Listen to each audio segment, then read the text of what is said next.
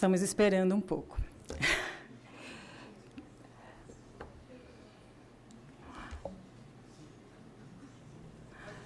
Podemos, então? Todo mundo que está aqui já está devidamente preparado para a atividade? Então, boa noite para todos. Estamos, nesse momento, dando início à conferência de encerramento do evento, Seminário Perspectivas de Natureza. E eu gostaria de fazer uma breve apresentação do professor Bruce Brown, antes de dar a palavra a ele. Ele é professor do Departamento de Geografia, Ambiente e Sociedade da Universidade de Minnesota, coordenador do programa de pós-graduação desse departamento, um importante representante da geografia radical americana, tem buscado refletir criticamente sobre as relações entre sociedade e natureza na perspectiva da geografia política. Em alguns artigos, em alguns trabalhos, ele debate mais diretamente com a tradição marxista. Dentre esses trabalhos, eu destaco um artigo que compõe a coletânea Remaking Reality, Nature and the Millennium. O artigo também que compõe uma coletânea David Harvey, A Critical Reading, organizado por Noel Castri e Derek Gregory. Entre suas publicações recentes, eu poderia mencionar a New Urban Dispositive, Governing Life in the Age of Climate Change, um outro artigo também importante, em coautoria com Wakefield Stephanie, Governing the Resilient City, um artigo de 2013, Power Over Life, Biosecurity as Biopolitics. Então, é um autor que penso que vai trazer perspectivas novas para a gente poder... Ok. Então, a organização...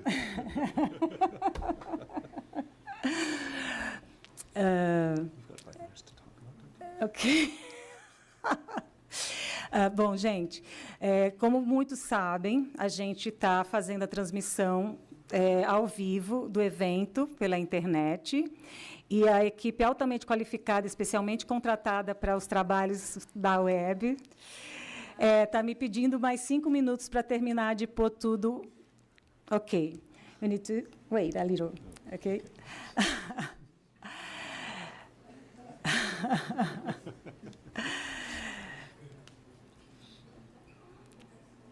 Eu posso ir falando, mas eu não tenho a capacidade de improviso, embora seja nordestina, né? A arte do repente eu não consegui herdar como eu gostaria. Bom, então, acho que o evento foi bastante denso até aqui, né? Todos nós estamos aqui com muitas ideias para irmos, ao longo dos próximos dias, decantando, né, fazendo as conexões.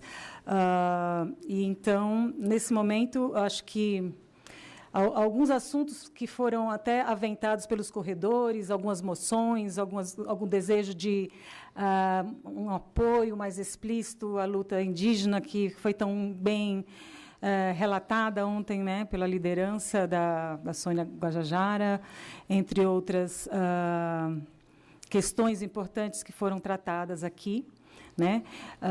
Como eu estou agora tendo que usar esse tempo um pouco com vocês, eu gostaria de aproveitar para dizer que a gente gostaria, pede aí quem puder estar mobilizado nisso, a gente poderia sair com uma moção, um posicionamento de apoio, entre outras lutas merecedoras também no nosso apoio.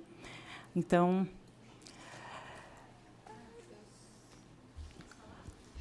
eu só queria dar alguns lembretes. O pessoal que está assistindo o evento ao vivo pode mandar perguntas que serão, bom, traduzidas oportunamente para o professor.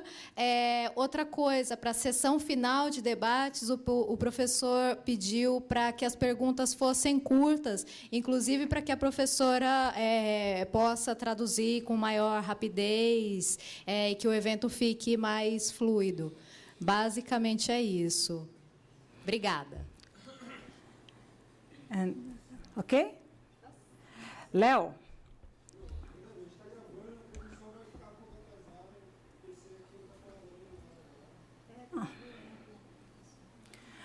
Okay, you can start, but they're trying to put everything to the internet, and suddenly the computer is not very good right now. Ok. Bom, então vamos, em respeito aos presentes, dar início à conferência e os internautas haverão de nos ouvir no momento que for possível. Então, I finished the introduction. Com a palavra, o professor Bruce Baum. Boa noite. Good evening. Good evening. It's an honor to be here today. It was, when I was given this opportunity to come, I couldn't say no, even though I did not know a soul in Brazil. The opportunity to come down here and to listen to scholars talk about agrarian studies, political ecology in the Brazilian context has been just a wonderful experience. And I want to thank Professor Marta for the invitation to come down here and to talk to you, and her kind introduction earlier. And I also want to thank the organizing committee for all the hard work they've done putting together what I think has been a brilliant 3.5 days. And thanks to all of you for sticking around till the end of this long event. These have been very long days, and I know that people are a bit weary. I've promised Marta that I will keep my remarks to around 45 minutes, and then some questions, and then you can go and relax after all of this. So I've learned a great deal about Brazil in the last 3 days, much more than I've known before, and a lot about Brazilian geography, which has been very impressive. The one thing I want to note is the conversation that was held here on Tuesday evening, the conversation with physical geographers and human geographers around the question of whether geography can be a unified science, is a conversation that I don't think we could have in the United States. And I was really impressed by the ability of the discipline to be able to talk at that level about what the discipline is and what is held in common. So I think that American geography, I'll speak about it as American geography. I always distinguish myself as not American, but just as someone who teaches in America. But American geography could learn a lot from Brazilian geography, and I do hope that we can find ways to have more common or more frequent conversations in the years to come, because I think there's a lot that the two geographical traditions could learn from each other. I also want to thank the interpreters who have been putting in a lot of work on my behalf over the last 3 days. They've been working overtime trying to make sure that I could understand your talks. Listening to them has taught me just how difficult translation is, and especially how difficult translating academic talks is. You might think that we're talking in plain language. We're not. We're using all kinds of specialized language, commodification, surplus value, primitive accumulation, all kinds of terms that we don't generally use on the street. And the effort to try to translate these terms into another language is actually a lot of work. So I've tried to keep my talk as simple as possible in terms of language. I'm hoping that the specialized terms I do use come across and that they are understandable. I also learned listening to the translators that they struggle if the speaker talks really quickly. So if I'm talking too fast or if something's not making sense, please interrupt me. I will not mind if you stop me and ask me to slow down or to clarify something. Okay. Finally, one special thanks to Pietra, who has the misfortune of knowing English very well, and therefore was assigned the unenviable task of kind of shadowing me the last few days and making sure that I didn't get myself in trouble or get lost or anything like that. So thanks, Pietra. Okay, a few words about this lecture. It's taken from current research I'm doing on an oil boom on the northern plains of the United States. This oil boom is based on the extraction of shale oil, and the particular qualities of this shale oil will end up occupying us for a bit of time this evening. The scale of this oil boom is immense, and it's captured well in this image that has been widely shared by environmental groups in the United States, which shows the light that's emitted from the oil fields of North Dakota. It's what's called the Bakken Shale in the upper left. And it shows the light emitted from those oil fields as rivaling the light emitted from large US cities. It's a kind of an interesting image. The vast scale of shale oil production in the US, primarily from North Dakota, Oklahoma, and Texas, is one of the reasons why we now have a glut of oil on world markets, with geopolitical and economic effects that are, in a sense, rippling across the globe. Just one more comment about this image. The light that's emitted from North Dakota is partly so intense because it's due to the flaring of excess natural gas.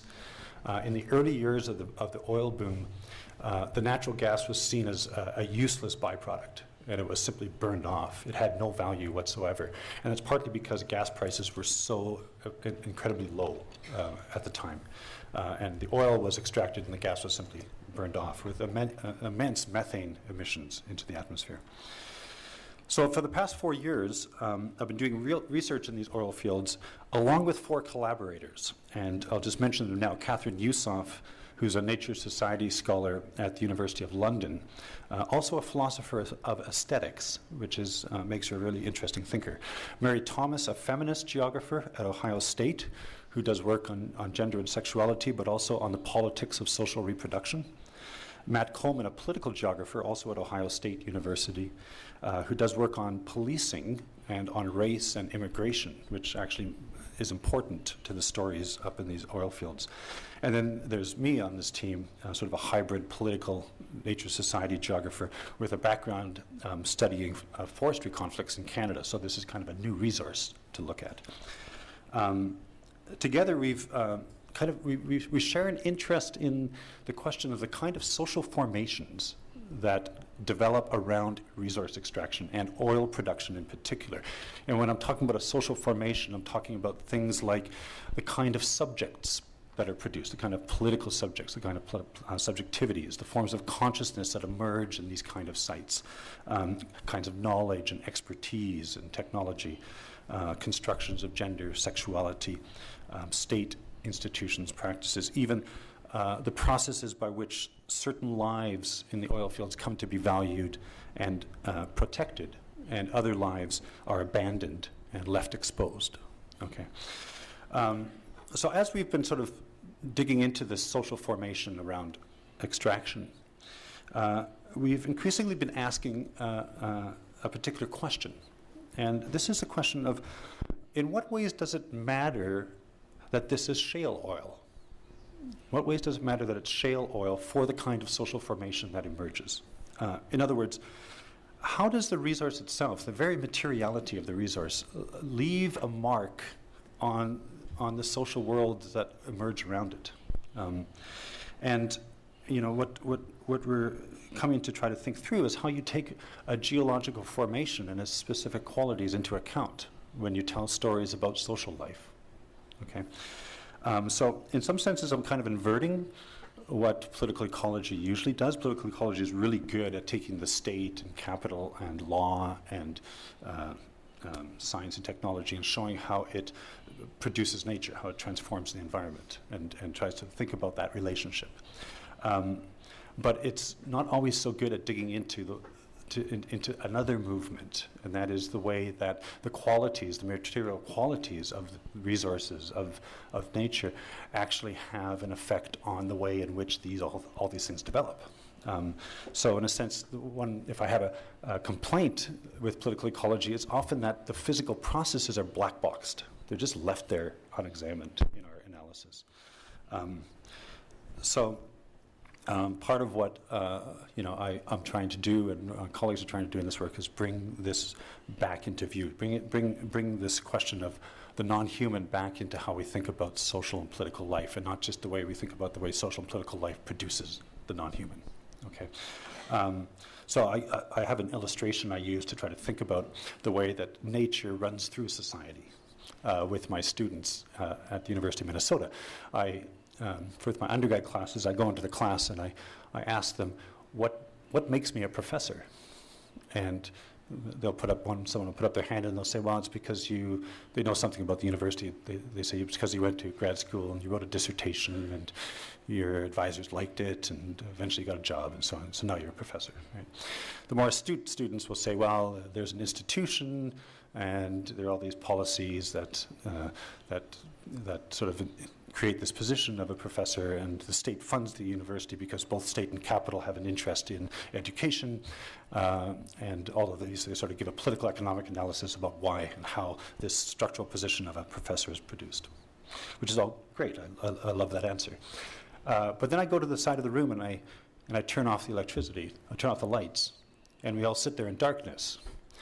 And then I ask them, am I a professor now? And they don't know how to answer. We're all sitting in the dark. They can't see me. I can't see them. It's pitch black.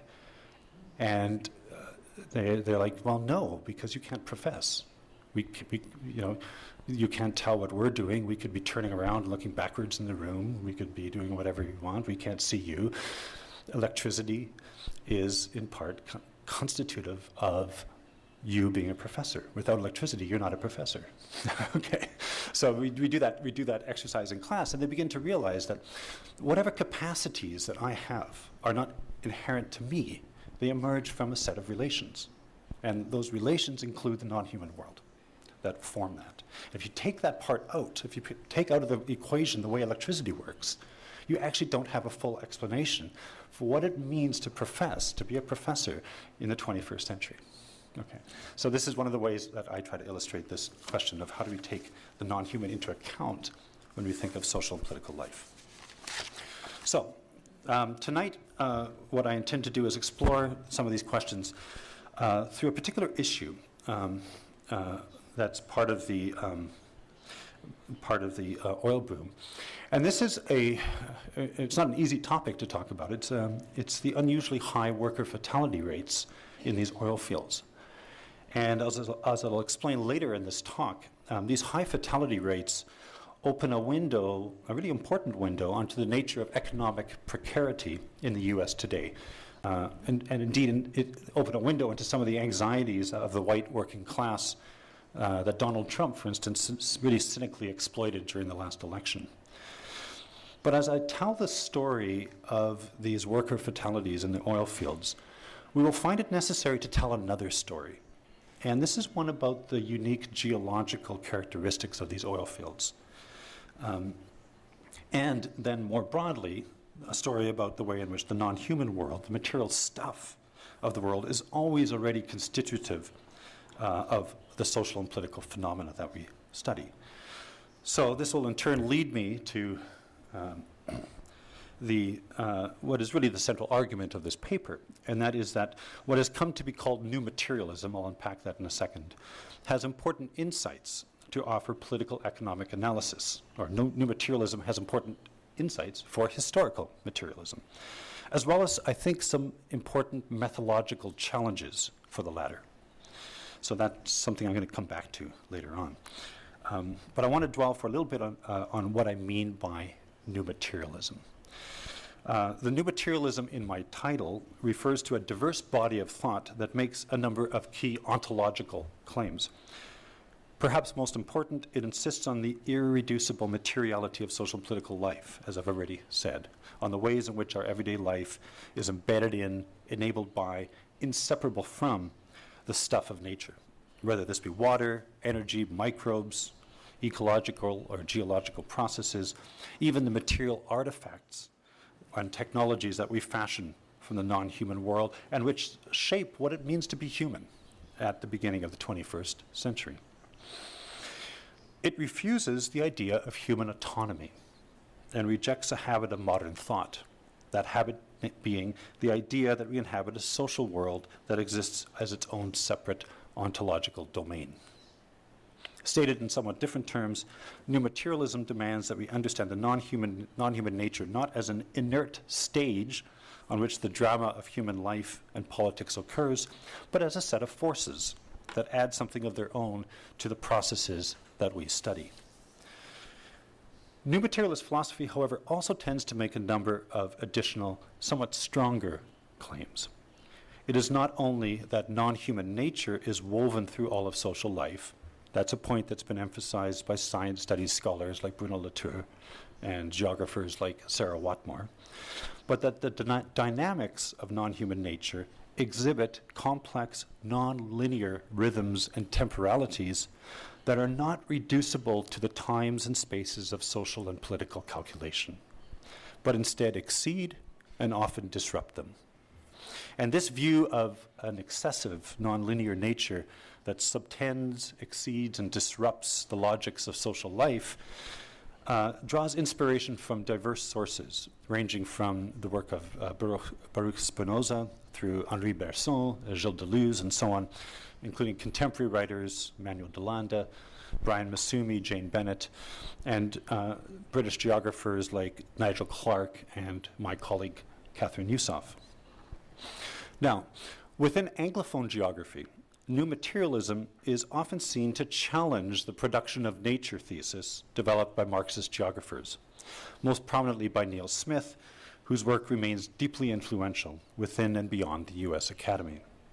For Smith, the critical task was to dispense with the idea that nature was external to society, as either a set of immutable limits or as a timeless order that governed human life and its possibilities.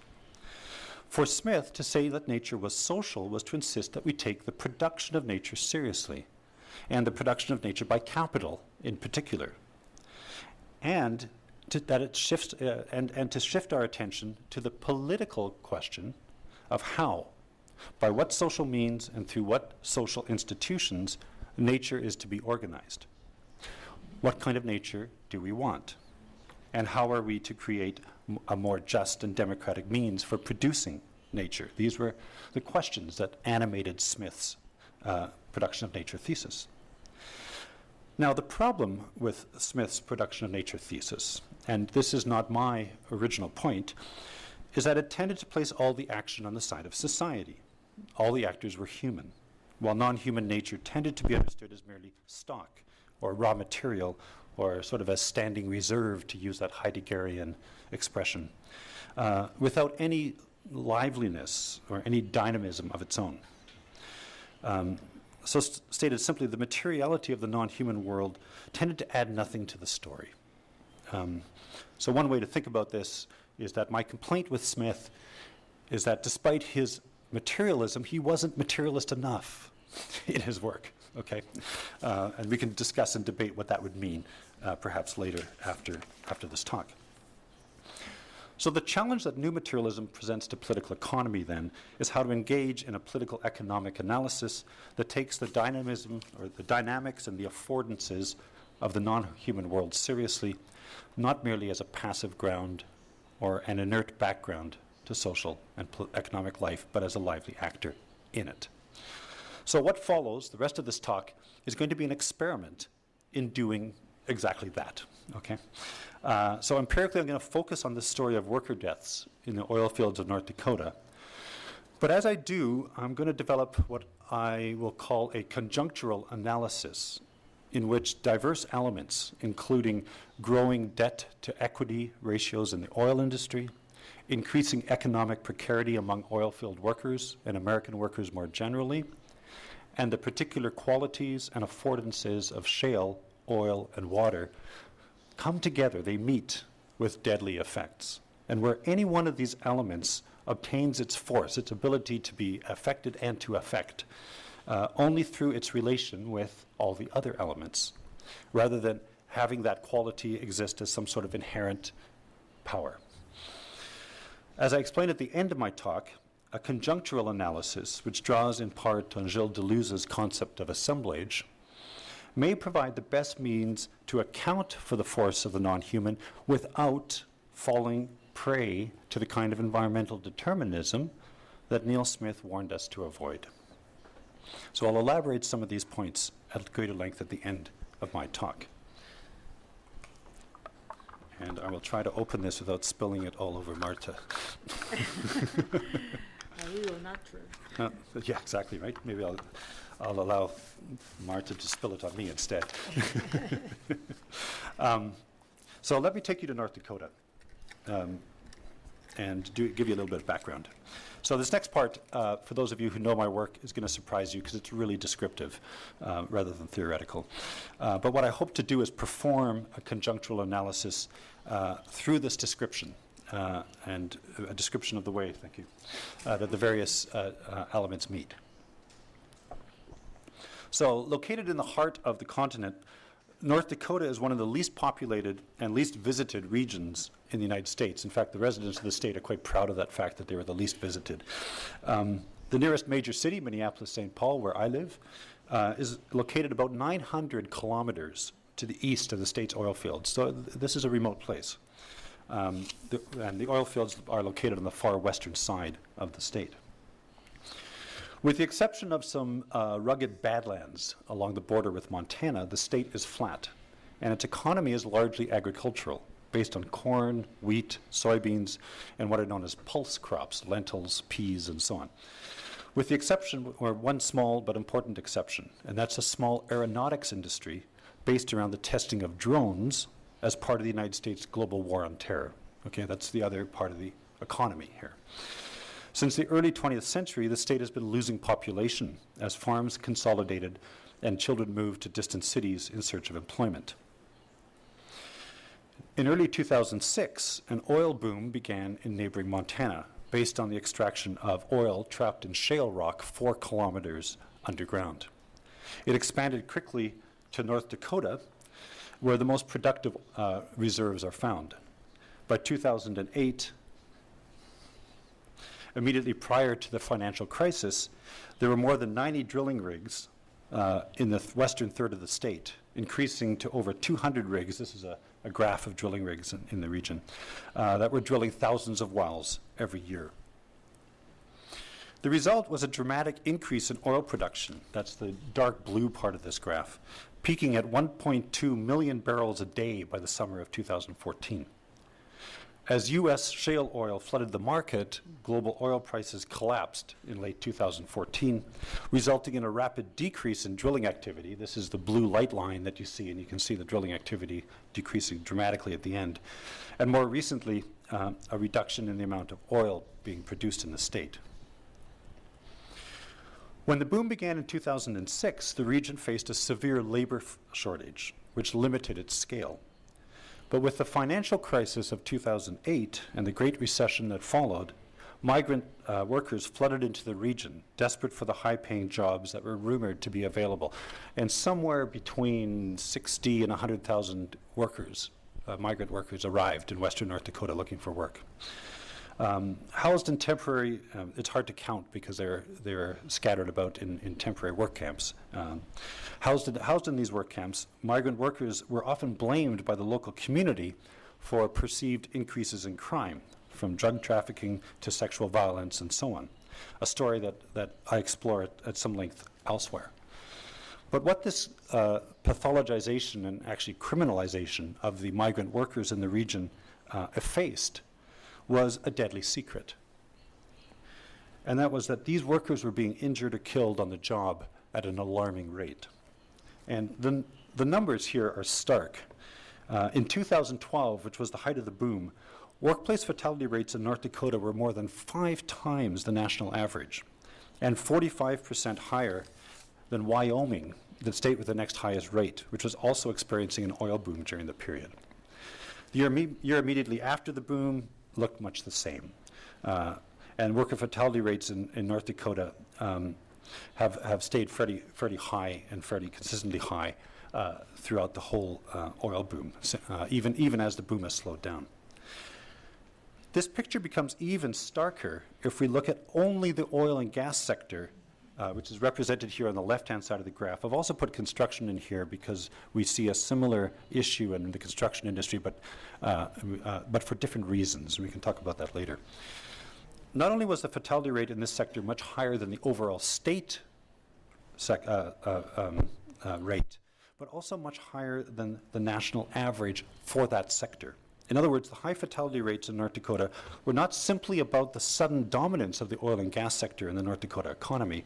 What was notable was the uniquely dangerous nature of this sector in North Dakota in particular, where fatality rates were almost 7 times higher than the oil and gas sector nationally. Now, several explanations have been offered for this by industry, state officials, and so on. Industry has responded by just emphasizing what they call the inherently dangerous nature of the industry. Oil rigs had many moving parts, workers were dealing with highly flammable and toxic substances, and the fluids that are used in oil production are often under high pressure. A different explanation was offered in a 2015 National Academies report, which explained the high death rate as the result of what they called a demographic transition in the workforce. The argument here was that an aging workforce in the industry was being replaced by a younger generation of less experienced workers, and that there were not enough experienced workers to mentor them. There's some truth to both explanations. Oil fields are dangerous, and oil field work is very much a learn-on-the-job occupation. But both explanations are inadequate. Neither could explain why death and injury rates were so much higher in North Dakota than other oil fields. And both assumed the responsibility for workplace safety lay with workers, not employers.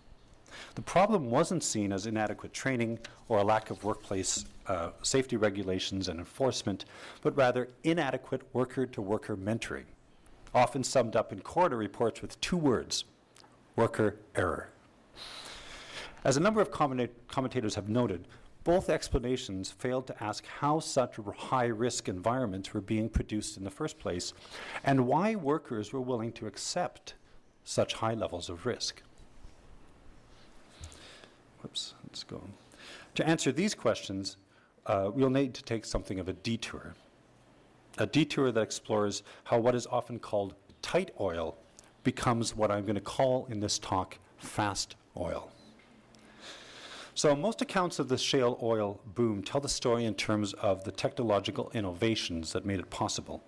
In particular, the development of hydraulic fracturing, or fracking as it's commonly known. As I will explain momentarily, fracking is a method of fracturing deep rock, or rock deep underground, a practice that's necessary because of the unique geological qualities of the shale. Shale oil is often called tight oil because the oil is trapped in porous but highly impermeable rock and is thus difficult to extract by conventional means. For this reason, it's often classified as one among many forms of unconventional oil, or as a form of extreme extraction.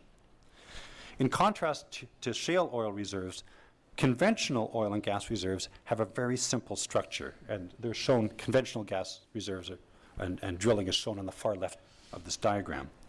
Usually there's a source rock that contains the original organic material from which the oil and gas is formed, a reservoir rock above this is usually sandstone, into which the oil migrates, and finally an impermeable seal that blocks the oil from migrating any further. Okay? So conventional oil is relatively easy to access and relatively inexpensive to extract. One drills down through the seal rock, and the pressure of the trapped oil is often sufficient to bring it to the surface. Because the reservoir rock is permeable, after extraction begins, the oil or the gas will continue to migrate through the rock to the borehole and up the well. Okay, pretty conventional story. Tight oil is very different. Here, the source rock, the reservoir rock, and the seal are one and the same rock layer. In other words, the oil or gas is formed in porous but impermeable rock and is essentially trapped there. In North Dakota, this is the result of geological processes set in motion approximately 400 million years ago during the Devonian era, when the region was much closer to the equator and covered by shallow seas. These seas had a high algae content. When the algae died, it mixed together with fine silts on the sea bottom. Over millions of years of compression under other sediments, these algae-rich sediments formed what was called mud rock, or shale. And as the rock heated, the organic material in the rock literally cooked to become oil and gas. Merely drilling down into the rock isn't sufficient to draw out the oil. This is because the pores in shale are so small that the surface friction between water and oil holds everything in place. If the pores in the rock were larger, then oil's natural buoyancy would bring it to the surface, unless trapped, of course, by a seal. So to sum up, in tight oil formations, nothing can move. And most important, merely drilling into the formation doesn't change the situation. Something has to be done to make the oil move, and this something is what is known as hydraulic fracturing, or fracking. So, greatly simplified, fracking is a method to increase the permeability of rock by fracturing it. It's usually a multi-stage process in which small explosives are first used to create small cracks in the rock, and then highly pressurized fluid is pumped down, filled with what are known as proppants. This is small grains of sand, usually. That's all pumped down the well and into the cracks. And these proppants and the pressure extend the cracks into the rock, both extending them and widening them. When the water then is pumped out, the proppants, the sand, stays behind, propping the cracks open. This allows the water to flow. Now, fracking has received tons of attention because of its concerns about its environmental effects, induced seismicity, groundwater contamination, and so on. And I can certainly answer questions about that aspect after the talk. But what is less commonly known about fracking is that oil production from a fracked oil well looks very different than oil production from conventional wells. And this is a key point, and if I ask you to do anything in this talk, I ask you to keep this graph in mind. Don't forget it, okay? This is the most important slide.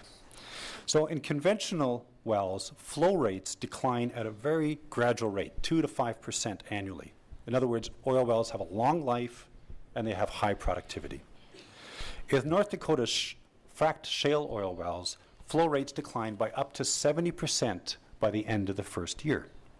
In other words, when you frack an oil well, all the oil comes out at once. And after it does, there's little additional oil that can migrate to the fractures for all the reasons I just discussed. Everything beyond or to the side of the fractures remains locked in place. The result is an initial burst of production followed by a rapid decline. These steep decline curves means that you need to drill more and more wells just to keep production levels constant. Some in the industry have described this as a drilling treadmill. The very nature of the reservoir and the technologies used to access the oil, including the large fixed capital costs of these technologies, has an inbuilt imperative to drill more and more and more. Okay? So this is where our story starts to get interesting, and for two reasons. First, what is true of each individual well is true of the oil field as a whole. This is a graph of projected future oil production. Each colored strip represents oil from wells that were drilled in one specific month. You can see that production levels rise only as long as drilling continues. You stop drilling and production levels drop very quickly. Since the state of North Dakota is increasingly reliant on royalties from oil production, it too has an interest in sustaining production levels and in maintaining labor and environmental conditions that enable new wells to be continuously brought online. Due to the steep decline curves, if drilling stops, production falls quickly, and if production falls quickly, state finances are put at risk. Second, and perhaps more important, virtually all activity in the North Dakota oil patch is debt financed. This is the case because oil companies operating in North Dakota, at least in the initial years of the boom, were what is known as small independent oil companies, in contrast to the large international oil companies that dominate global oil production like Exxon and BP, who have a large amount of cash reserves of their own. Okay. Many of these oil producers were small local producers who held oil leases during a very short-lived commodity boom that occurred in the region back in the 1980s. Because they were small operators, they were only able to develop these leases today by raising money on financial markets or through bank loans. Much of the money raised was in the form of short-term debt. Without cash reserves of their own or other producing oil fields, it was imperative on these companies to sustain production levels to service debt. In other words, to drill more and more wells and as quickly as possible. Complicating matters further, at the height of the boom, there were only a few what are called sweet spots in North Dakota, where oil fields had break-even points for production that fell below $50 a barrel, which was a kind of a key benchmark. In most of the region, production costs were higher, and often small companies had to take a significantly higher differential on what's known as WTI. That's the West Texas Intermediate, which is an oil price, oil market. In other words, they had to take a differential on the price they obtained on markets because they didn't have access to infrastructure by which to move the oil. So they had to sell the oil at a discount, effectively decreasing the wellhead price. And just as an aside, some of you may have followed the struggle at Standing Rock in South Dakota. That struggle, which unfolded over the last year, was precipitated in part because of the need of these oil companies to punch a pipeline through indigenous lands in South Dakota in order to get oil to market, in order to get the price of oil that they received high enough above that benchmark price. Okay, so these margins are very, very small. So in sum, during the height of the boom, companies were borrowing vast amounts of money to drill in areas that were marginal unless prices were high. To avoid default on loans, they had to maintain cash flow. To do this, they couldn't simply rely on existing wells. Production drops off far too quickly. And the further into marginal sites drilling moved, the more companies had to find ways to reduce costs of production. Here we need to add a further variable. In North Dakota, oil companies own rights to the oil, but they do not do the work of exploration and production. Indeed, there are usually no oil company employees whatsoever on drill sites or well sites in North Dakota. Instead, what's known as a company man, and a company man is not someone who works for the oil companies, a company man oversees and coordinates the well site from drilling through to well completion. So despite the name, the company man is actually an independent contractor, or more often an employee of an independent contractor that coordinates all the other contractors. And this is another key point. Every stage of oil production in North Dakota is contracted out. Drilling, fracking, servicing, everything, top to bottom. Like the oil companies that own the rights, most of these contractors were also small operators left over from the previous commodity boom. And almost all were also highly leveraged. The subcontractors, like the oil companies, were equally interested in speeding up production, but for different reasons. Not just because they were debt financed, but because as subcontractors, the next contracted depended on performance in the current contract, setting up a situation of intense competition between highly leveraged drilling and well service companies. Ultimately, oil companies and contractors shared a similar question. How fast could they drill? This resulted in perverse incentives. Oasis Petroleum, one of the larger contractors, paid bonuses to its employees retroactively, that is, after the drill site was completed. They paid a safety bonus of $40 a day and a performance bonus, basically a speed bonus, of $150 a day. It's not hard to imagine the calculation made by workers. One aimed for the lucrative performance or speed bonus, and desperately hoped to collect the safety bonus along the way. The result was that workers would themselves participate in and contribute to this culture of speed in the oil fields, although not under conditions of their own making.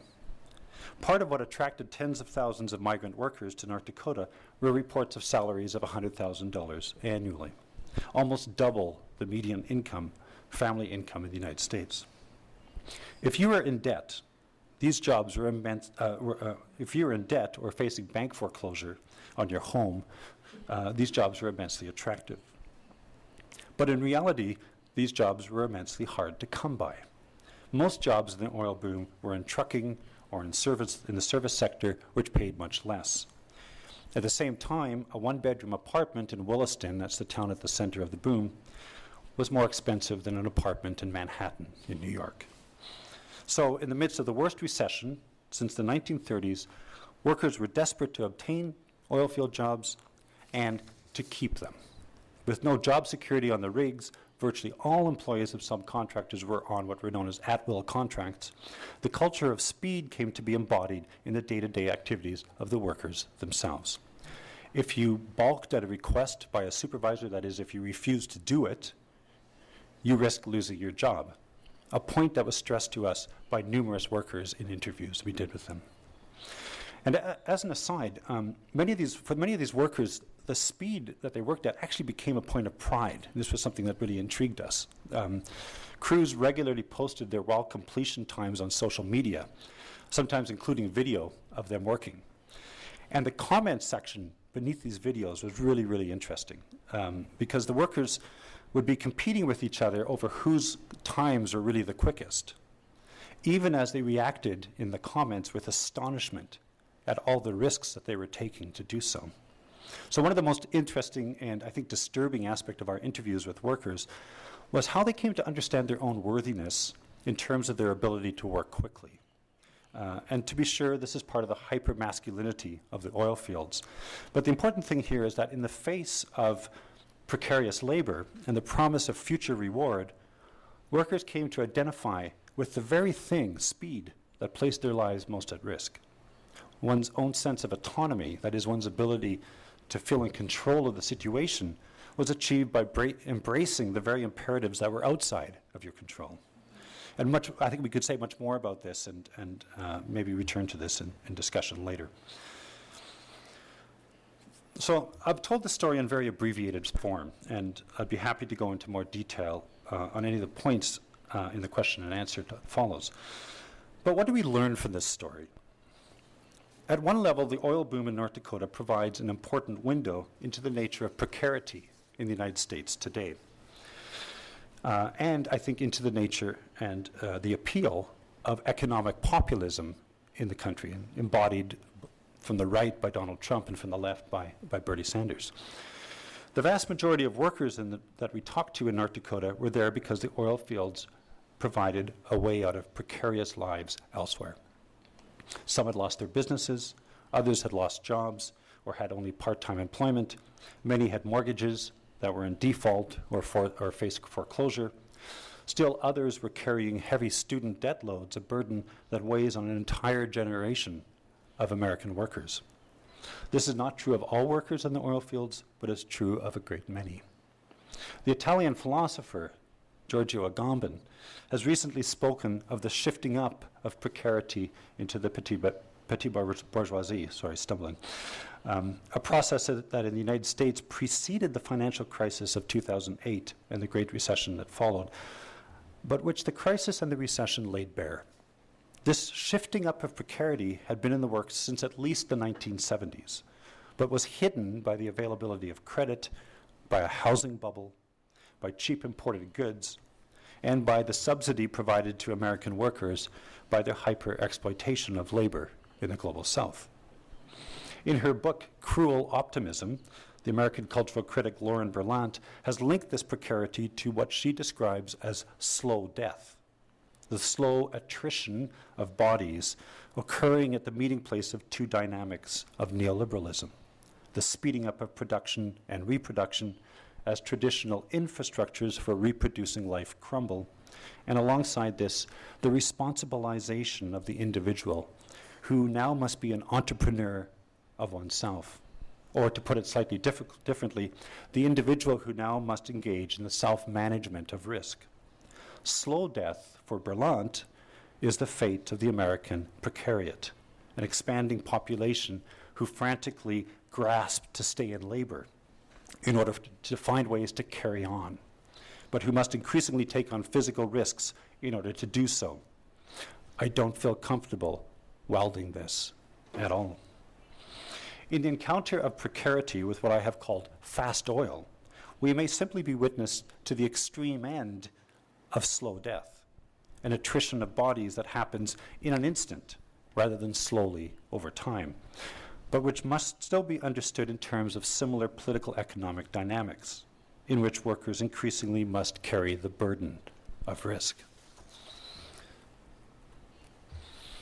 But as I hope I've shown, it's not enough to turn to political economy in order to understand why workers are dying in North Dakota at such high rates. In the oil fields of North Dakota, we are witness to precarity meeting what I have called in this talk fast oil. But to truly understand the violent outcome, we also must understand how tight oil becomes fast oil. Here, the geological formation matters. It's not merely incidental to the story. Shale oil has unique qualities. The way mud rock captures and restricts the flow of oil is uniquely tied to earth processes, earth forces that occurred 400 million years ago, as algae was trapped in fine sediments, deprived of oxygen, and overlaid by a heavy overburden, cooking the algae to form oil. Within the tiny, tiny pores of the shale, the surface tension between oil and water means that the oil cannot move. It takes a particular technology, fracking, to set it free. Oops. I'm missing an important slide here. There it is, that one. But fracked oil wells behave differently than conventional oil wells. The oil comes to the surface all at once and flows decline rapidly thereafter. The unique temporality of fracked oil is not necessarily consequential on its own, but it becomes so when it meets an increasingly financialized oil industry, setting in motion a perverse incentive to drill more and more wells ever more quickly in order to service debt. This became especially true when oil prices began to decline in 2014 and small oil companies struggled to survive.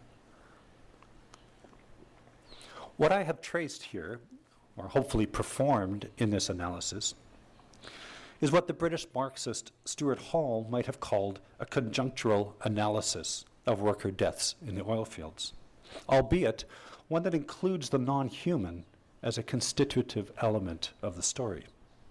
For Hall and others influenced by the writings of Louis Althusser, a conjunction was a moment in which different social, political, economic, and ideological contradictions came together to give a period and its events a specific and distinctive shape. But for Hall and Althusser, the earth and its properties never entered the picture, never added anything of their own to the story. They remained inert stuff. Yet if we leave the affordances and dynamics of geological strata out of our story, if we leave the decline curve out of our analysis, we lose our ability to fully understand how tight oil becomes fast oil, and we fail to fully grasp the cramped spaces in which migrant workers in North Dakota are forced to endure neoliberal life.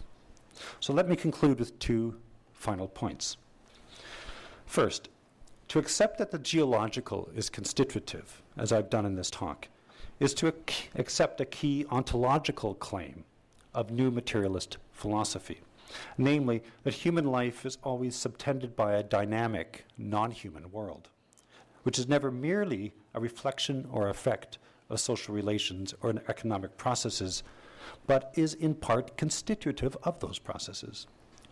Asserting this does not come without risks.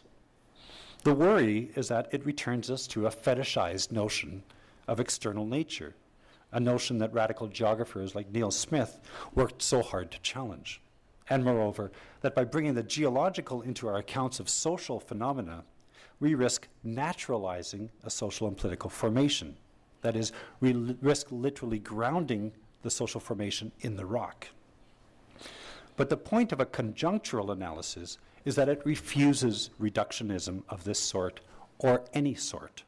It is only in the conjunction, in the coming together of diverse elements, that any single element obtains its force, whether political, economic, ideological, or geological. More than this, conjunctions are inherently productive. They generate new and unexpected effects. The high death rates in the oil fields, for instance, have given rise to legal struggles over the definition of employee versus subcontractor, a struggle that in reality is a struggle over whether it is capital or workers who are responsible for the management of risk, and one which has political and economic implications far beyond North Dakota. This is, by the way, a similar struggle that Uber drivers are currently engaged in the United States. Likewise, the unique characteristics of the North Dakota oil fields, including its surprising production decline curves, have led to transformations within the oil industry, including a new round of consolidation in the industry as small companies struggle to maintain cash flow in a geosocial formation that is riven with contradictions. It has also led to political struggles in state legislatures over what are known as indemnity clauses in labor contracts, clauses which shield oil companies from responsibilities for worker deaths. And last, the insistent demand to lower the cost of shale oil production in order to deal with the contradictions of this field has led to efforts to improve infrastructures that bring the oil to markets, unexpectedly generating a new and powerful continent-wide alliance between indigenous groups that threatens to transform questions of land and sovereignty across the US and Canada. And now, new unexpected alliances between indigenous communities and black activists that is threatening to upend the very politics of race in the United States. So this conjunction has been an incredibly generative production in all kinds of new political spaces opening within it. So finally, what I hope I've demonstrated is a key methodological point, namely that what has come to be called new materialism, with its attention to the liveliness, the dynamics of the material world, including not just plants, but rocks and minerals, need not be opposed to historical materialism, with its emphasis on historically evolving modes of production.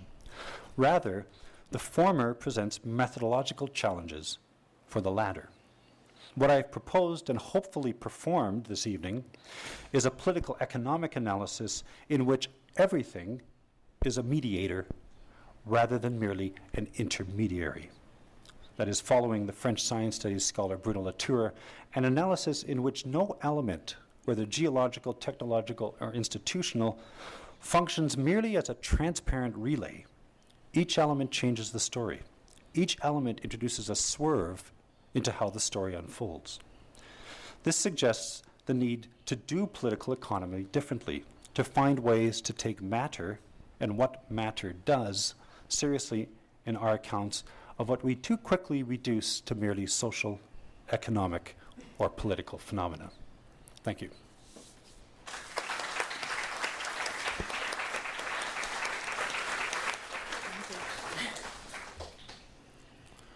Bom, agora a gente pode abrir um pouco para as questões. Peço o pessoal de apoio aí para passar o microfone. Se alguém quiser colocar alguma questão para o professor.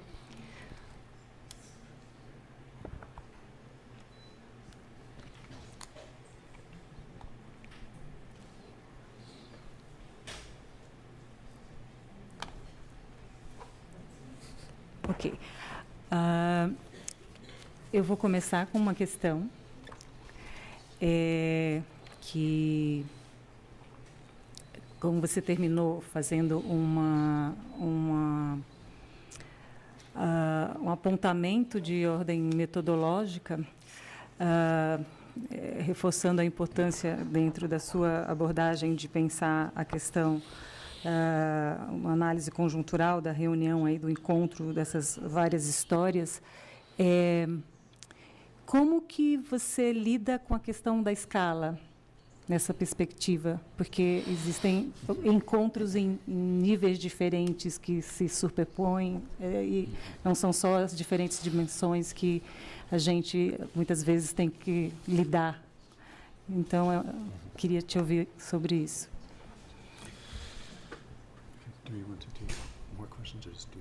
Ok. Se alguém tiver outra questão, a gente pode também fazer uma rodada. Ali tem...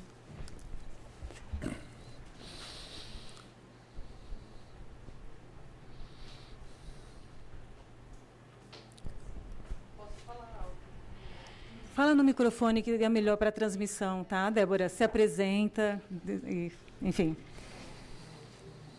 O microfone está com problema. Vem aqui, Débora. Não, já foi. Boa noite. Meu nome é Débora. Eu faço doutorado no Departamento de Geografia da Unicamp. A primeira questão é de caráter bem prático. Eu não consegui escutar a referência que você passou sobre a slow death.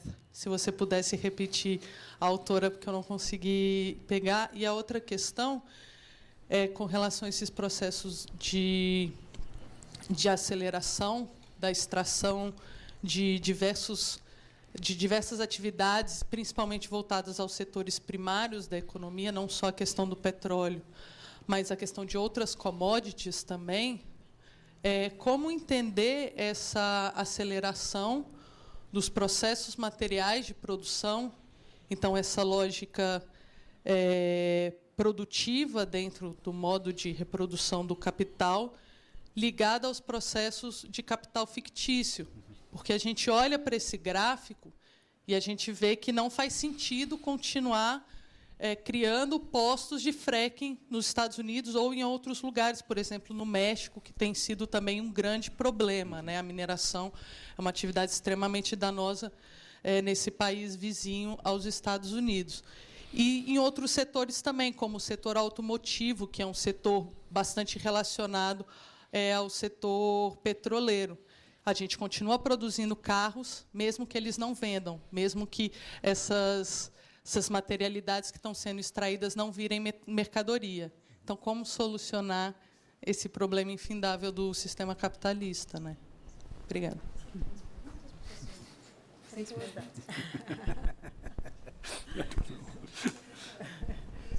Sim, se tiver mais alguém. Professor Wagner. Sim.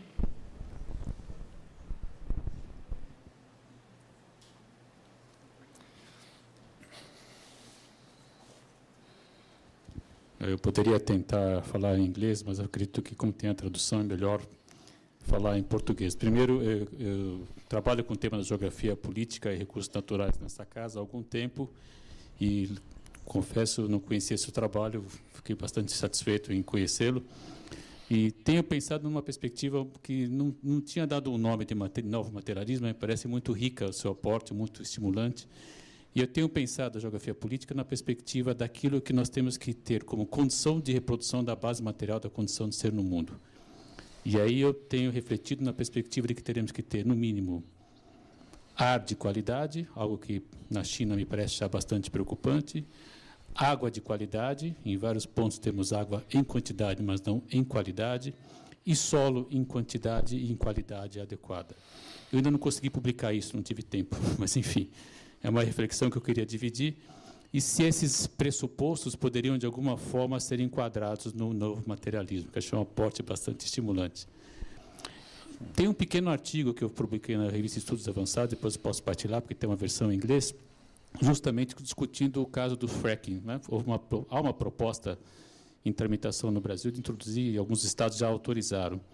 E eu, nessa pequena pesquisa que eu fiz para esse artigo, eu comentei uma expressão de um dos dirigentes da Shell, que diz o seguinte: para nós foi um grande erro introduzir essa tecnologia, porque esse decrescimento bastante agudo, que você mostra muito bem, não é rentável. Não é? Então, me parece que essa aceleração que nós assistimos da apropriação dos processos históricos geológicos não está sendo nem conveniente mais ao próprio capital. São essas duas questões que eu gostaria de dividir. Se houver oportunidade, gostaria depois de conversar mais. Obrigado. Obrigada. Então, a gente agora dá a palavra para o professor. Okay. I think I'm supposed to wait a few seconds for them to transfer to English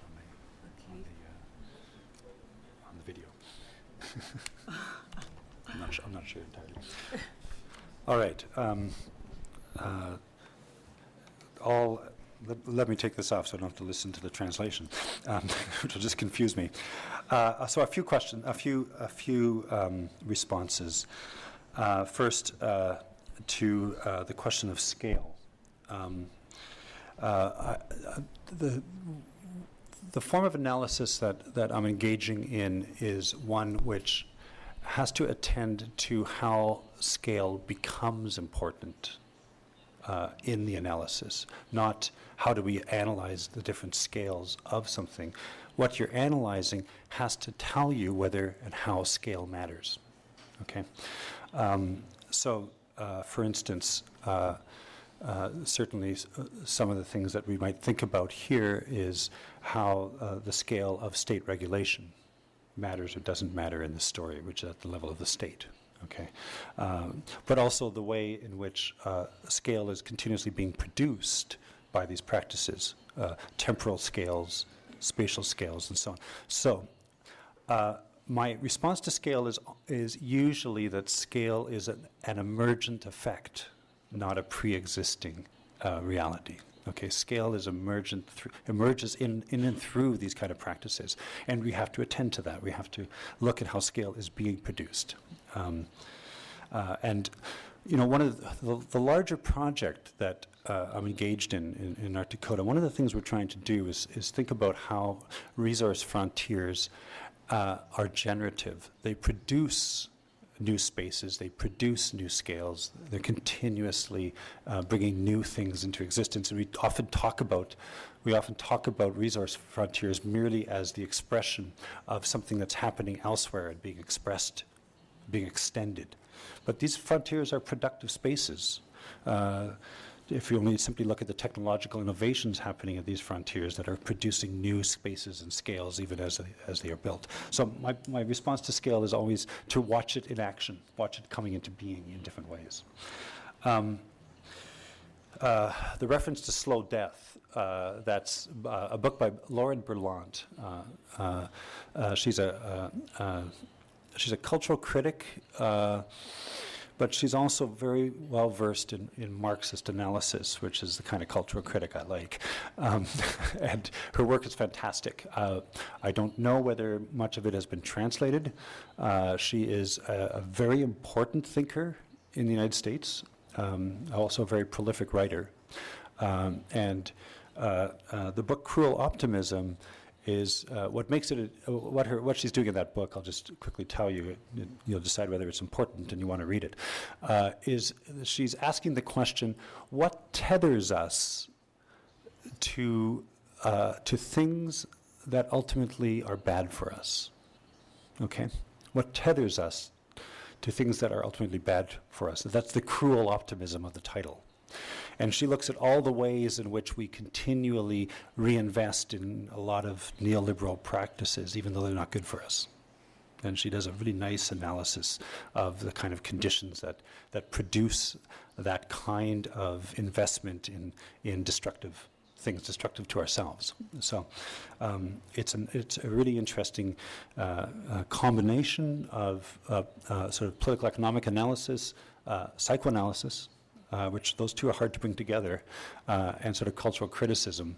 It's pretty American-centric, so how well it travels outside the United States in terms of its analysis would be an open question. Acceleration.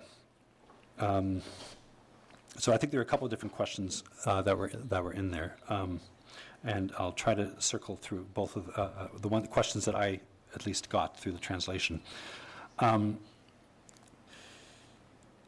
So one of the things that you look at in this terms of this decline curve, which Shell Oil has maybe in Brazil decided, hey, this just doesn't make sense to try to frack this, get this oil because the decline curves are just too daunting. The problem with the small operators in North Dakota is they got themselves in a bind. They were in debt and they needed to service debts. They had to sell the commodity. They had to sell the commodity by producing it, by drilling more and more. They were producing at a loss just to get revenue, if you can imagine the contradiction of that, in the hope that eventually oil prices would rise and they'd be okay.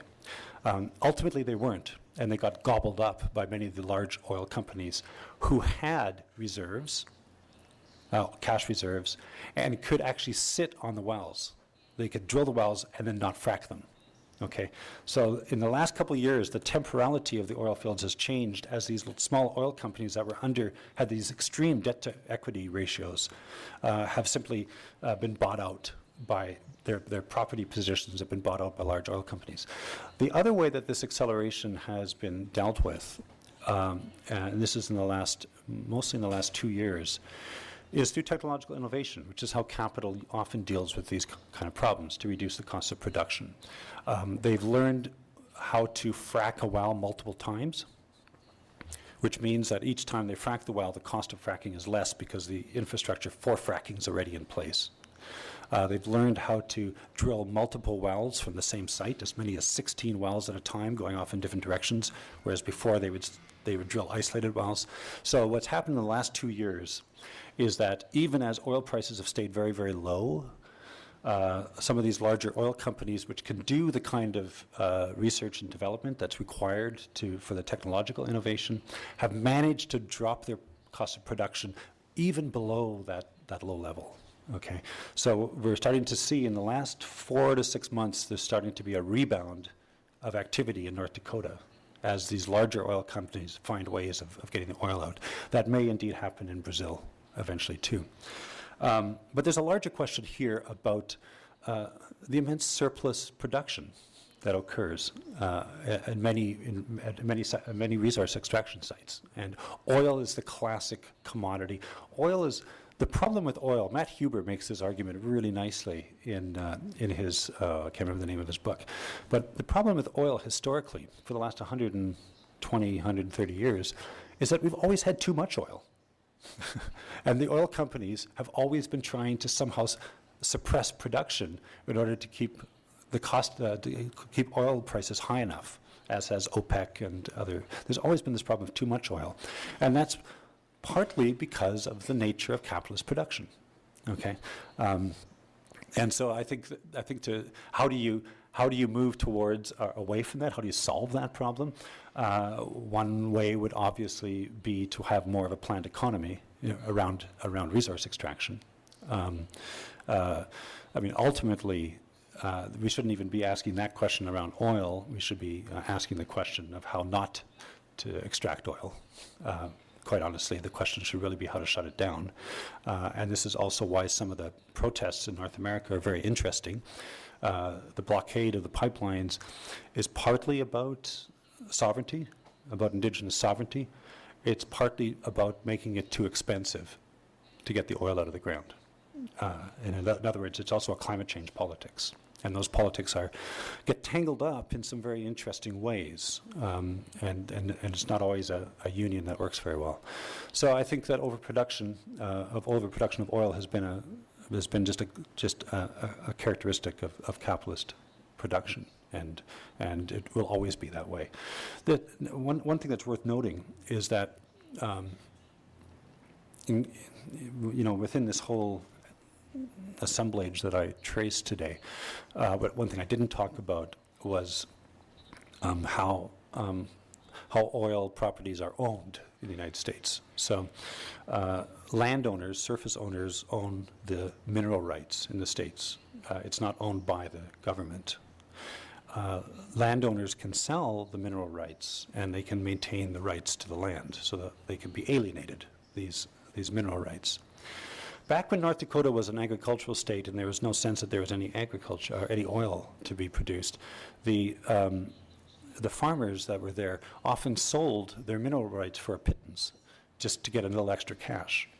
They sold them, and those people who bought them would give them to their children and grandchildren, and they were scattered around the continent, little parcels of mineral leases.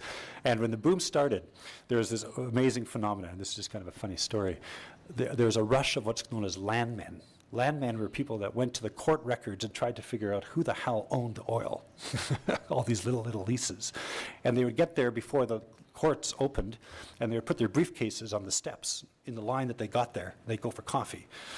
And the briefcase held their space in line, and then when the courts opened, they went in one by one and rifled through the court records, madly trying to find which grandmother living in retirement in Florida owned some of the land rights. And so there's this mad land rush to try to assemble all these land rights. Because land rights, mineral rights are privately owned, the government just has no way of regulating the amount of production, right? So this is one of the reasons why this led to a glut in world markets. Even though the Saudis and so on wanted to keep the price of oil high, they couldn't because nobody could control these private oil companies. They were just going to do what they were going to do with their leases. So it was a completely kind of like a Wild West kind of scenario, with all the contradictions that I just traced out. Trying to see there was the question of quality, and I'm not quite sure if I have an answer to that question. I'm not sure if I completely understood what the question around quality was. I'm not sure where the person was. Would you be willing to refresh my mind of what the question was that you're asking?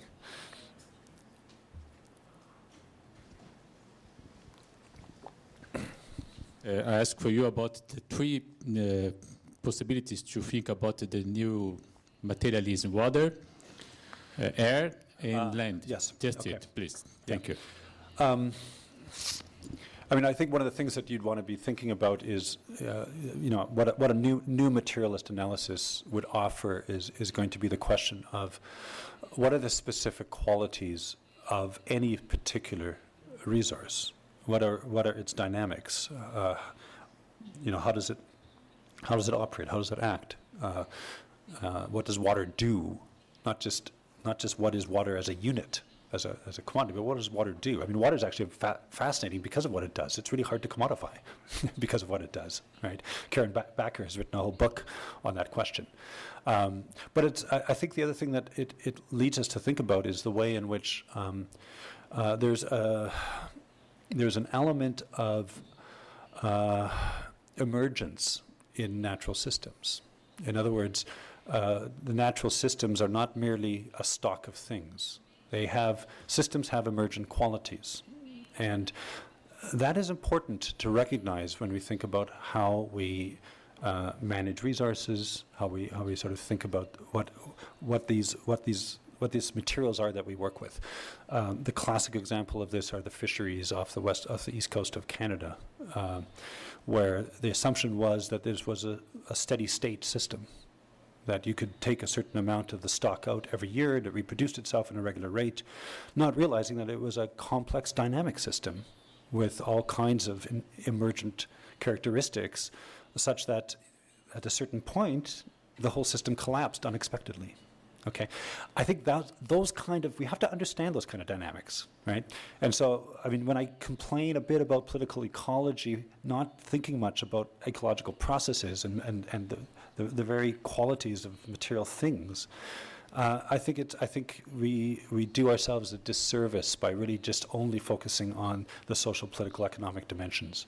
I think there's risks involved in that kind of analysis. So I think that's one of the reasons why I'm sort of trying to say, how do we take into account and what kind of modes of thought do we need in order to enrich political economy?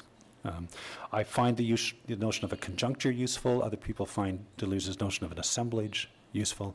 I like conjuncture because I can use one Marxist thinker to critique another Marxist thinker. And I like to use Stuart Hall against Neil Smith in this case.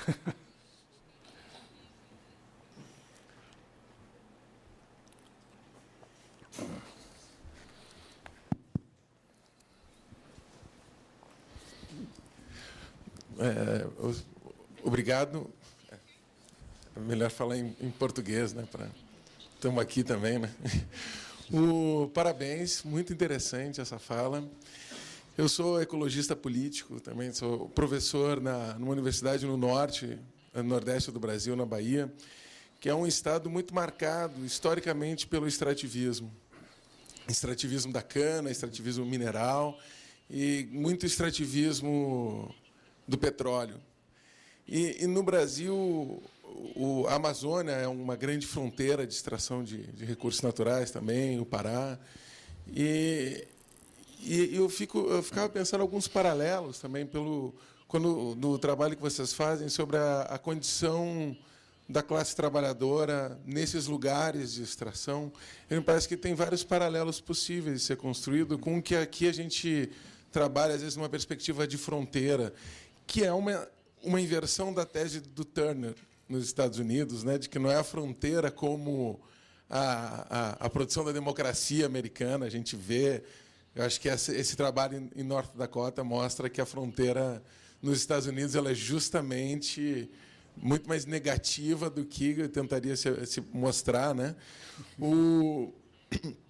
Mas aí eu fico imaginando como que paralelos que você imagina com as teorias do extrativismo na América Latina, porque é muito interessante a gente pensar, até reconfortante, num jeito trágico, de ver como no norte global várias das contradições que a gente imagina que sejam apenas do sul global, elas também acontecem, né? Uma situação muito parecida na Escandinávia também, com a mineração entre o Sami, na Suécia, né? Então, essa era uma primeira pergunta. O que você imaginaria? No outro, será que não tem as teorias que são muito fortes nos Estados Unidos de Environmental Justice Movement? Será que isso não seria uma proximidade também entre trabalhadores e os povos indígenas? E aí, por fim, a contribuição ontológica da ontologia do Bruno Latour, ela é bastante diferente de algumas contribuições trazidas pelos povos indígenas, inclusive que criticam o Latour como uma proposta colonialista. Tem uma indígena do Canadá, a Zoe Todd, que ela critica muito essa perspectiva da ontologia do Latour, porque me parece que a relação ontológica de Standing Rock com a Terra ela é bastante diferente da ontologia do capital com do óleo. Como que você trabalha essa relação? Que reflexões você construiu sobre isso também?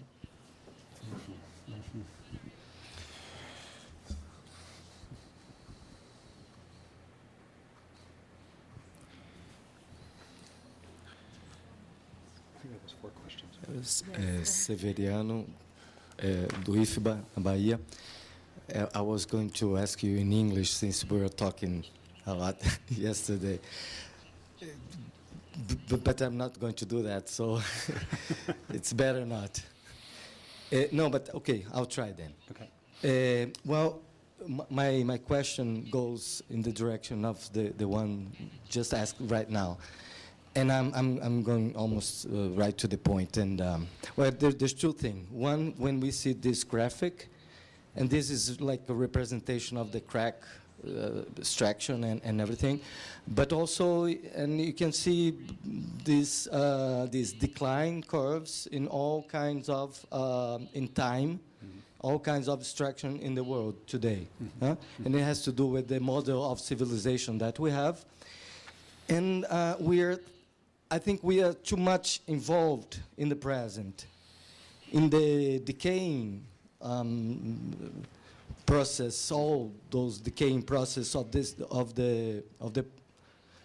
present, leading by the capitalism, the global capitalism, and it is a fast-growing thing. And I was imagining how we are going to think, how it's going.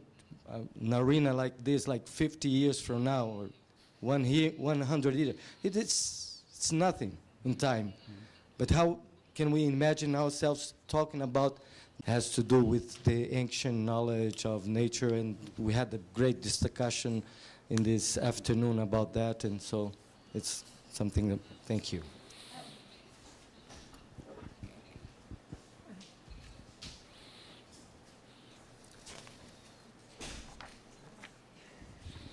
I am trying to make a question in English. Okay. Well, a little bit tired. I'm trying. I was thinking if in North Dakota the prices to produce this fracking or to extract are very low, and they did it, they continued doing it just to have revenues. I imagine what's happening in our countries, Colombia or Brazil, what our governments are offering if this is not a very good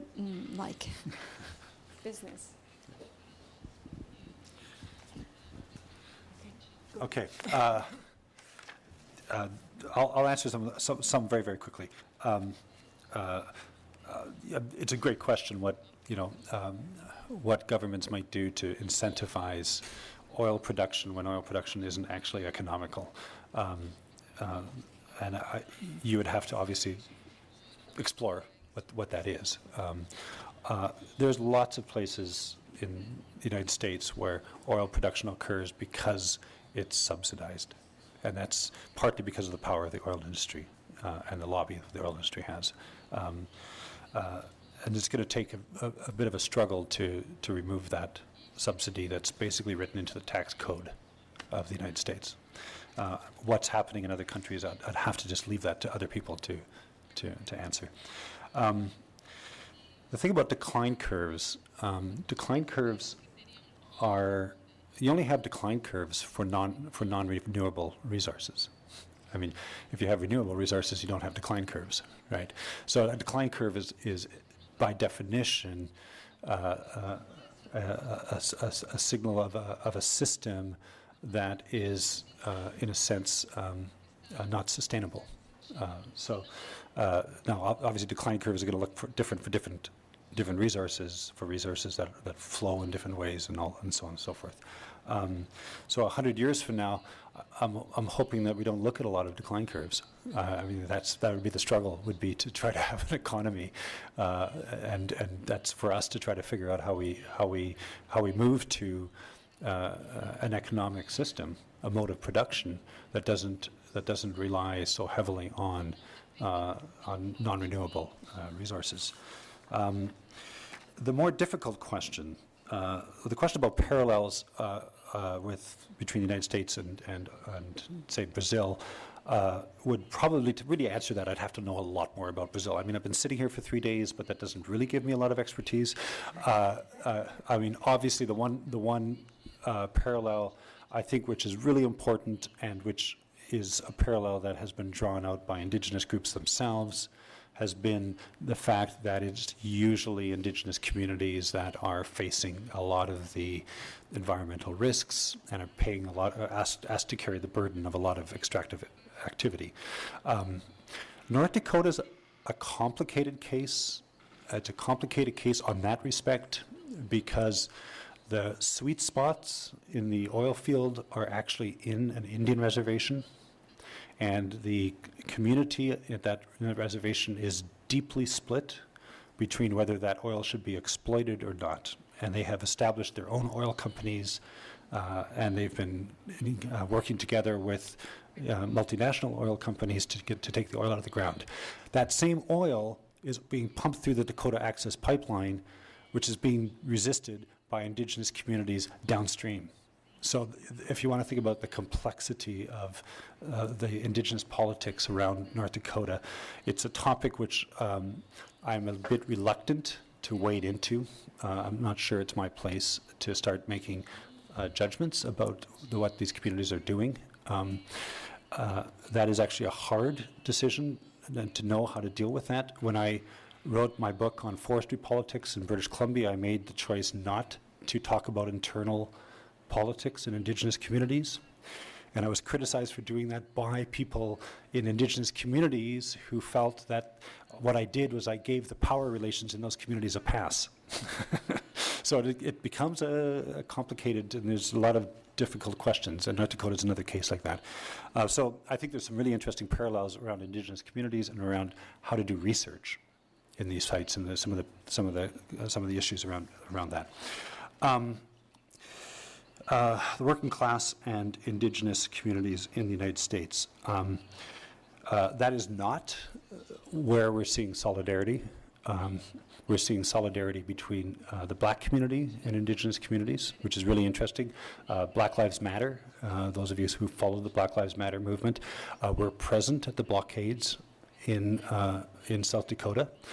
The other really interesting thing, if I pulled out more pictures of those blockades of the pipeline, you would find Palestinian flags. And that is a really interesting international solidarity around settler colonialism. That is, and these kind of connections are starting to be built around these pipelines. And the argument that there's a shared struggle between indigenous groups in North America and Palestinians is a really, really interesting move that's being made by both of those communities. It's not an easy one, and those kind of articulations are not easy. But in the United States, it's not the working class. That is, the working class is very, very captured by a certain kind of economic populism that is deeply nationalist, and by being deeply nationalist, actually sees indigenous communities as the problem. So, in terms of sort of political struggles, there's an immense one in terms of articulating a different kind of non-nationalist sort of political economic critique in the States that can, in a sense, interpolate the white working class in particular, but it's certainly not connected with indigenous struggles. Bruno Latour and decolonial thought. I imagine that it's the essay, I think it's Kamala Todd's work that you're probably referencing, who rightfully has been critical of Latour's work for a couple of reasons. The one is to say, okay, you're making this great announcement about the inseparability of the natural and the cultural, or the natural and the social. That modern constitution is wrong, and that we have to move towards an amodernity. So the one critique is, well, actually, there are a lot of people that have already done that. And Bruno Latour pays no attention to that.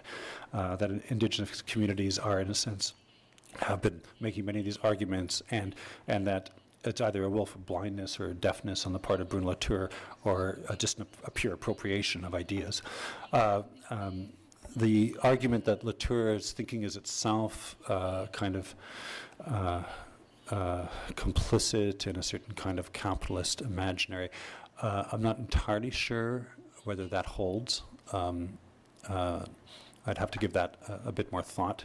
I mean, certainly he's working with Western ontological traditions very clearly, and his Parliament of Things that he proposes as a way of taking the non-human into account is very much informed by a certain liberal kind of imagination, a certain kind of understanding of representation that comes out of liberalism, a certain kind of Habermasian sort of public sphere kind of thinking, which carries the trace of its origin, and there's no doubt about that. So I think some of the interesting things that we perhaps should be looking at are some of the positions that say no, it's not just enough to critique Western ontology. We actually have to start to think about the fact that there are multiple ontologies, and I'm thinking here of the work of Marisol de la Cadena, obviously Viveros de Castro, and people like that, and people in the American Academy are starting to take this quite seriously and beginning to think about the way in which we don't just have different perspectives on nature, but there are actually multiple worlds, and we have to think about translations between multiple worlds and not different perspectives on the same world. And that's going to take a lot of hard work, political work, and some hard philosophical and epistemological work. And I think that's one of the challenges for geography. Geography has tended to assume some of the ontological claims, Western ontological claims, and just run with them. So maybe we're, as political ecologists, actually in a pretty good position to start to think about some of these questions. And we have allies in other disciplines who are already doing some of that work. And we have a lot of allies in other communities that are already living the reality of multiple ontologies and the violence of a Western ontology that denies the existence of multiple ontologies. So that's, I think that Latour gets us part way, and we'll take him where he gets us, and then we'll go further. I'm not sure if there's other questions that I may have gone sort of missed there. Yeah, okay, but then, okay. Some more. Okay. Is that okay for Possibly. Yeah. I didn't talk for that long. So. No, it's great. Bom, boa noite. Primeiramente, agradecer ao professor Bruce por compartilhar conosco sua pesquisa, suas ideias. E não sei se faz parte do seu escopo de pesquisa, mas esse tipo de exploração no Canadá, se também se processa da mesma maneira, se há diferenças, enfim, o senhor pode falar algo sobre isso. Esses locais na Dakota do Norte, onde há o fracking, essa exploração, como era, né, a paisagem antes? Não sei se, para mim não ficou muito claro essa parte, né, o que havia eram fazendas, plantações, enfim. E como fica depois? Né, qual a aparência depois que a exploração cessa, se já há esse cenário de como fica isso?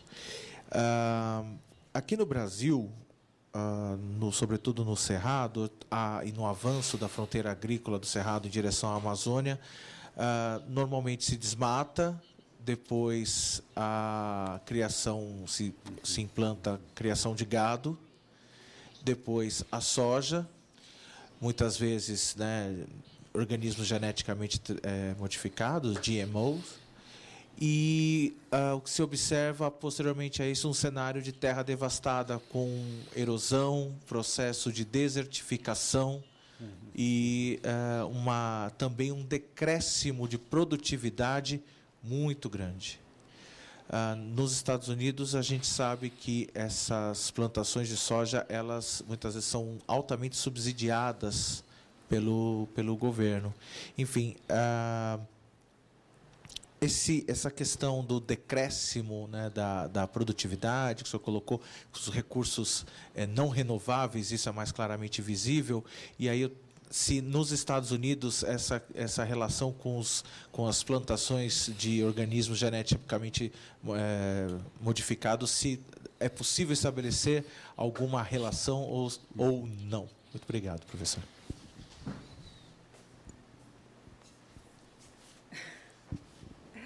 Good evening, Bruce. I'm going to speak in English with you. I have a two-folded question, which is much more practical than theoretical, but here we go.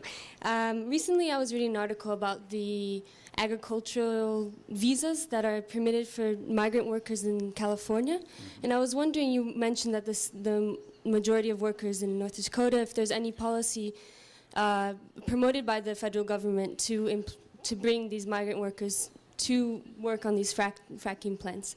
And one thing I'm studying in regards to the implantation of the Belamonte Dam in the Xingu River Basin is the consequences to the cities provoked by these flows of migration. And I was wondering if that is, even though you mentioned that there are no major cities, what are the consequences for the rural area? And I know you said that there's a lot of conflict between the working class in the United States, but I was wondering if there's any solidarity between the migrant working class and the indigenous people, the Black Lives Matter, and Palestine and everything. Right. Yeah. Okay. Alguém mais gostaria de alguma questão? Então, acho que a gente pode fechar com duas dessa vez. It's okay for you? Just two? Yeah, that's fine. That's fine. Yeah, just two. Okay, great questions. some of them are asking me to comment on things which simply I don't know about. I don't research agriculture and GMOs and so on, so I'm a bit reluctant to wade into that. But I can tell you something about differences in oil production between Canada and the United States. Now, there is fracking in Canada. The main oil production in Canada today comes out of the tar sands, and it is a very, very different process. And it's a very different process because it's a very, very different formation. The oil is very near the surface. It's the bitumen is trapped in, or it's suspended in the sand. It's in the sand, and it's strip mined. It's big open pit mines, massive over pits. You can see them from satellite photos. And the way they process the oil is by taking the sand, mining the sand, and then steaming it, heating it up so it's hot enough that the oil runs out of the sand. It's incredibly energy intensive. It's amazingly destructive of the environment. They actually reroute the rivers and do the mining, and then they try to rebuild the rivers. I mean, that's the scale that they're working at up there, and it is a process that has been described as genocidal for communities in the area who have been suffering, native communities in the area that have been suffering immensely with the tar sands. So it's a great example of where you actually have to look at the actual qualities of the resource to understand some of the relationships that are happening around it. It's a very, very different formation. The landscape in North Dakota, it's important to realize that this is not the first resource boom. The first resource boom was an agricultural boom in the early 20th century. And it was, it was a prairie ecosystem that was destroyed for what eventually would become industrial farming. So the landscape that exists now, it's not quite the kind of industrial farming you'd imagine in other parts of the United States, because the North Dakota government has a bylaw which forbids the selling of farms to corporations. So all farms are family farms. Families get defined in very interesting ways in North Dakota, but nevertheless, it's not quite as corporatized as a lot of farming. But it is still industrial farming, and that's the landscape that oil is moving into. Now, that sets up a really interesting thing, because the farming communities have started to present themselves as the indigenous communities that are being disrupted by oil. So they've started to claim the mantle of indigeneity, and they're starting to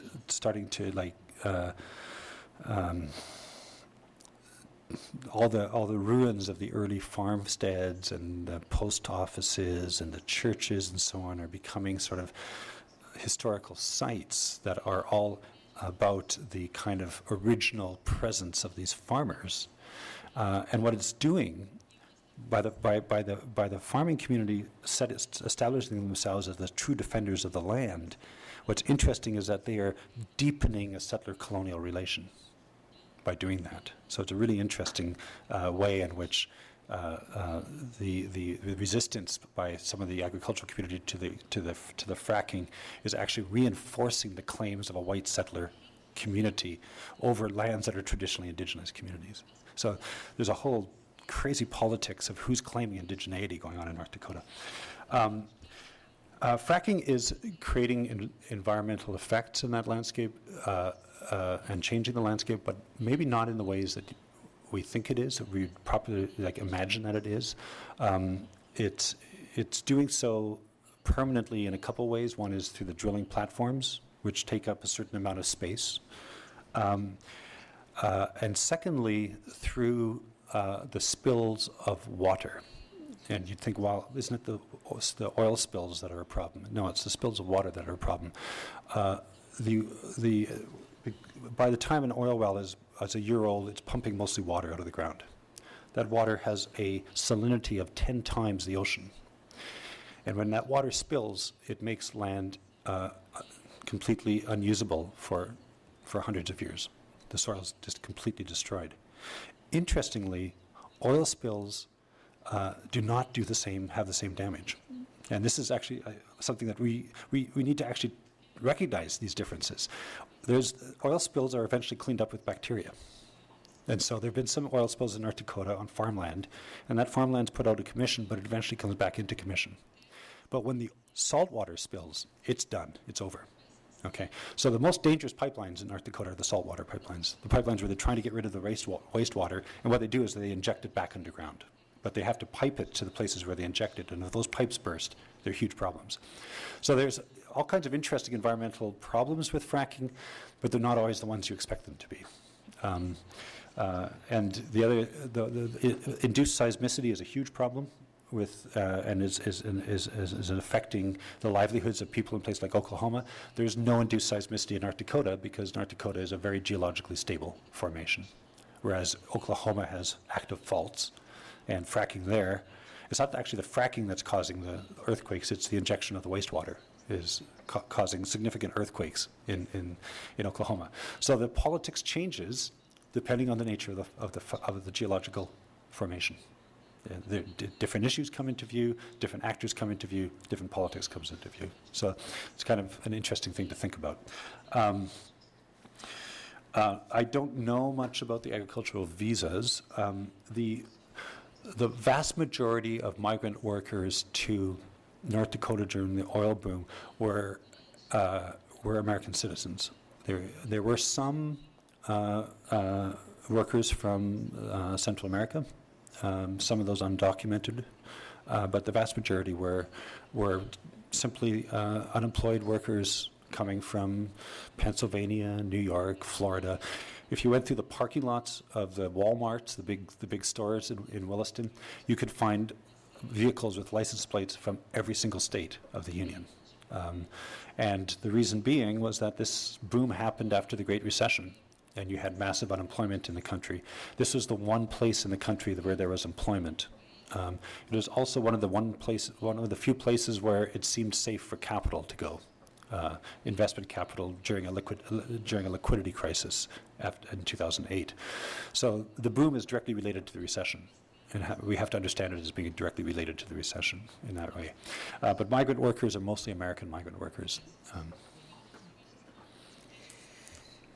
Ok. Não vamos, acho que agora já podemos. Agradeço imensamente. Oh, I need to put this back on. I'm used to listening to Marta in English, so it's Bom, eu queria agradecer imensamente ao Bruce por ter estado conosco todos esses dias. A troca, né? Embora os tempos sempre muito corridos, acho que a gente também foi muito importante as conversas para entender. Ok. Sorry. Eu esqueci aqui. Falando novamente, então, estava agradecendo aqui ao Bruce por ter estado conosco partilhando todos esses dias de atividade, por ter feito essa conferência muito especial, interessante. Eu tinha falado para ele que era interessante para a gente ouvir uma fala sobre novos materialismos, porque na geografia brasileira, na geografia uspiana, é uma abordagem muito desconhecida, e era importante a gente também entrar em contato com essa perspectiva, já que a proposta do seminário era a gente estar abrindo o debate com várias possibilidades, vários olhares, várias abordagens, para pensar a natureza, para pensar a relação com a natureza, para pensar os caminhos possíveis de construir novas interpretações sobre essas relações, e acho que a conferência foi super importante nesse sentido, trouxe para a gente aí muitas coisas para pensarmos e refletirmos nos próximos dias. Bom, então, feito todos os agradecimentos, e sabemos que foi uma jornada imensa, exigiu de todos nós aqui uma disposição absurda, né?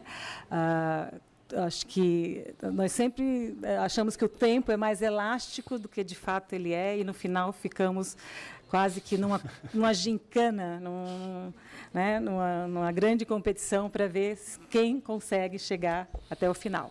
Então, somos todos bravos, estamos de parabéns de estarmos aqui, né?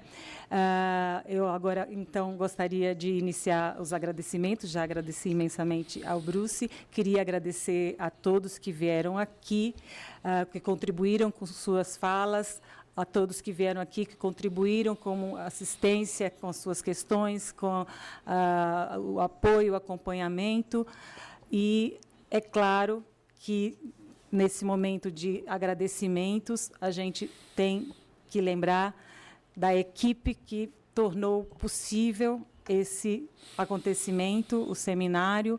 Então, desde aqueles que há mais de um ano está, né, programando, pensando, planejando, fazendo todos os procedimentos para que a gente tivesse possibilidade de construir as condições para chegarmos aqui como chegamos, até os que aderiram à ideia do evento, ao projeto do evento, no momento posterior, já na reta final, para sustentar todas essas atividades necessárias, que são inúmeras. Agora falo de todos os azuis que estão aqui, que estiveram aqui durante todos esses dias. O meu profundo muito obrigada.